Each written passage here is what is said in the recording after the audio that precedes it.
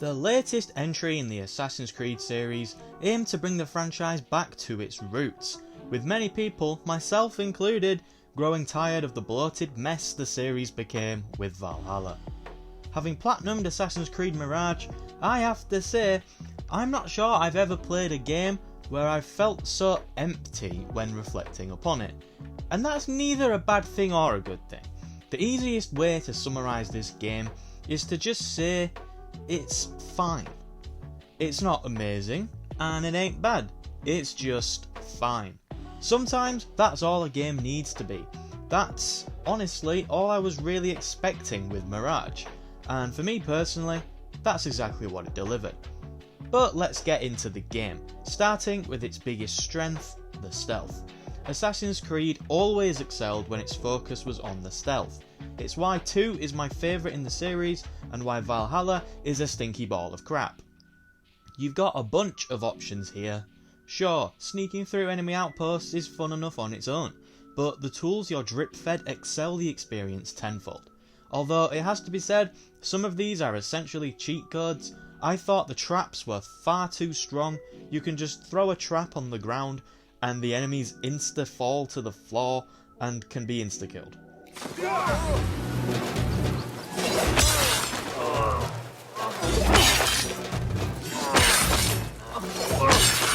But then I unlocked the smoke grenades and just look at this.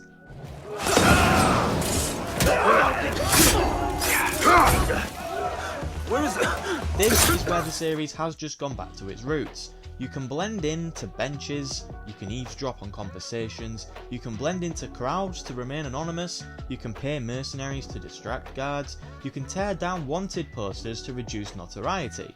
It's difficult to tell whether I'm describing Assassin's Creed in 2023 or Assassin's Creed in 2007, but we'll get to that a bit later. All this stuff from the earlier games returns. It isn't expanded upon in any particular way at all though, but it is here. And as someone who viewed the first few games as the golden age, I really enjoyed that. It's also great that you can assassinate anybody, really, regardless of how bulky they are, as it should be. I believe Valhalla allowed you to turn this option on in the settings, but it should just be in the game anyway. You're an assassin, and thankfully, that is how it works in Mirage. There's also this insane ability that allows you to just tell the game who you want to kill, and the game just does it for you. I mean, it's cool and all, especially for taking out large groups with ease, but I'd be lying if I said I utilised it all that much because it kinda just breaks the game. All in all, stealth is basic. It won't blow anybody's mind, there's absolutely zero innovation here. You've seen it all before. In Assassin's Creed itself, no less. But it's still fun.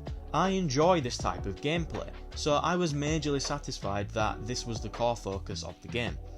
Mirage's second biggest triumph is Baghdad itself. This is a really great setting. There's a lot of untapped historical potential in this particular setting that I genuinely enjoyed learning more about. Assassin's Creed has always excelled in its setting and setting those games in historically exciting locations, and Mirage is no exception. There's even a collectible type which updates your codex so you can find more information about the specific area you're in, which is a very nice touch. It's also just really nice to look at.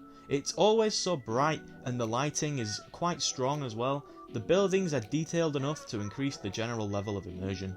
It's also massively interconnected, which makes it fun to explore and parkour your way through objectives.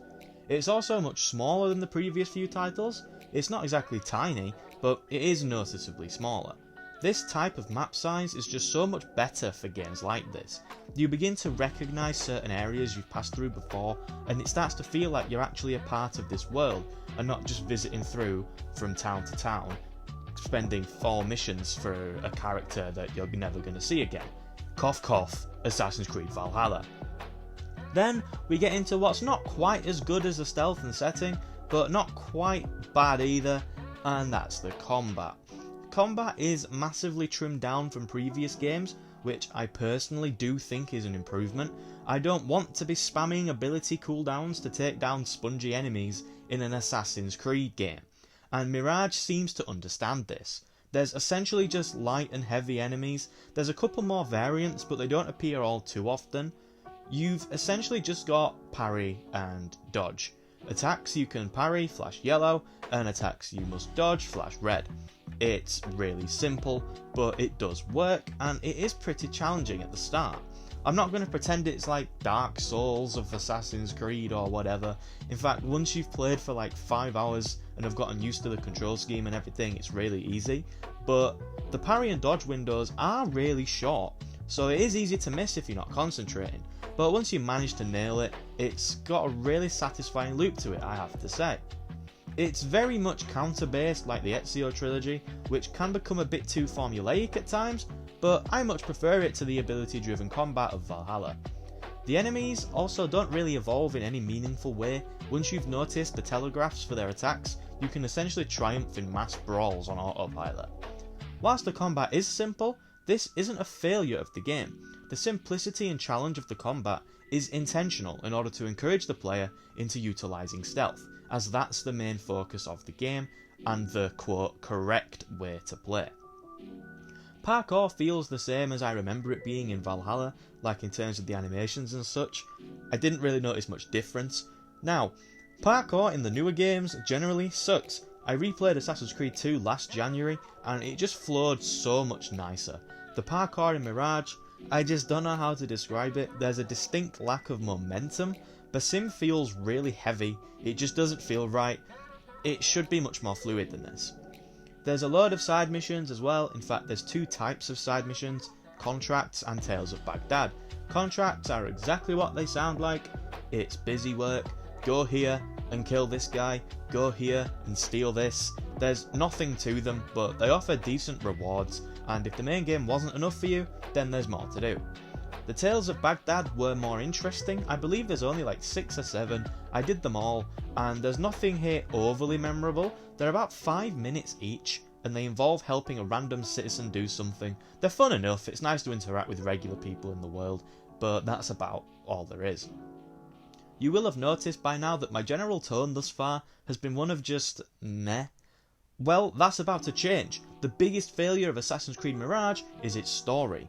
This thing sucks balls. It starts off good, it's interesting, and it ends quite strongly as well. Although the twist is kind of dumb and it seems as though it's purely placed for shock value, although you will have been expecting something like this to happen given that this is a game featuring Basim, who was in Valhalla.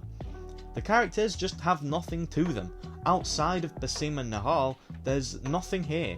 They're all two-dimensional wooden placeholders just there for the sake of it. You care for nobody, you don't even hate the bad guys. I couldn't care less about who I was killing or why I was doing it. The story is purely a vehicle to allow you to go around doing assassin stuff. Of course, that is fine, but this feels like a missed opportunity considering who Basim is. As I mentioned, he's in Valhalla for crying out loud. This story could have been really cool, but it only really leans into this aspect in the final 20 minutes. I also don't think it helps that Ubisoft's facial animations continue to be leaps behind the industry standard. There's no emotion in any of these characters, and the voice acting, Basim aside, he's great, is mediocre at best, although in fairness to the actors, they have not been given much to work with. I've stopped them for now, but someone called El Rabisu is running things at the House of Wisdom.